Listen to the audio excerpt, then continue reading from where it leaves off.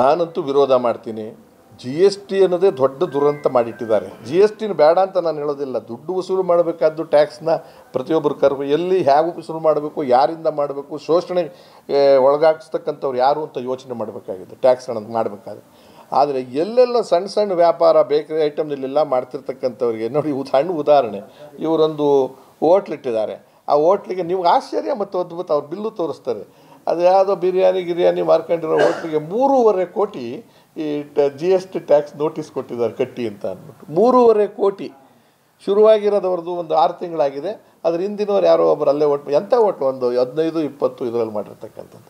ಅದಕ್ಕೆ ನಾನು ಅದನ್ನು ಖಂಡಿಸ್ತಾ ಇದ್ದೀನಿ. ಏನೋ ಇವತ್ತು ಒಂದೇ ಒಂದು ಸಣ್ಣ ಧನ್ಯವಾದ ಹೇಳ್ತೀನಿ, ಅದು ಪೂರ್ಣವಾಗಿ ತೃಪ್ತಿ ಇಲ್ಲ. 3 ವರ್ಷ ಏನೋ ಅದನ್ನು ಜಿ ಎಸ್ ಟಿಯನ್ನು ತಡೆ ಹಿಡಿತೀವಿ, ಆದರೆ ನೀವು ಜಿ ಎಸ್ ಟಿಗೆ ಒಳಪಡ್ತೀರಾ ಅಂತ ಹೇಳಿದ್ರೆ, ನೀವು ಯಾರನ್ನಾದರೂ ಒಳಪಡಿಸಿ ಸ್ವಾಮಿ, ನ್ಯಾಯಯುತವಾಗಿ ಒಳಪಡಿಸ್ಬಿಟ್ಟು ನಾನು ದುಡಿಯೋದಕ್ಕೆ ಜಿ ಎಸ್ ಟಿ ಎಷ್ಟು ಬೇಕೋ ಚಿಂತನೆ ಮಾಡಿ ಯೋಚನೆ ಮಾಡಬೇಕು ಹೊರತು ಅಬ್ಸಾರ್ಬರೆಂಟ್ ಯಾವುದೋ ಒಂದು ಹೋಟ್ಲಲ್ಲಿ 50 ರೂಪಾಯಿ ಬಿರಿಯಾನಿ, 25 ರೂಪಾಯಿ ಬಿರಿಯಾನಿ, 12 ರೂಪಾಯಿ ಇಡ್ಲಿ ಮಾರೋರಿಗೆ 3.5 ಕೋಟಿ ದುಡ್ಡನ್ನು ಜಿ ಎಸ್ ಟಿ ಅಂತ ಹಾಕಿದ್ರೆ ಟರ್ನ್ ಓವರ್ ಎಷ್ಟಿರಬೇಕು ಅದರದ್ದು. ಅದರಿಂದ ಅದನ್ನು ಖಂಡಿಸ್ತಾ ಇದ್ದೀನಿ. ಅದನ್ನು ಕಂಪ್ಲೀಟ್ ಕ್ಲೋಸ್ ಮಾಡಬೇಕು. ಬಡವರನ್ನ ಶೋಷಣೆ ಮಾಡ್ತಕ್ಕಂಥದ್ದು ಒಳ್ಳೆಯದಲ್ಲ.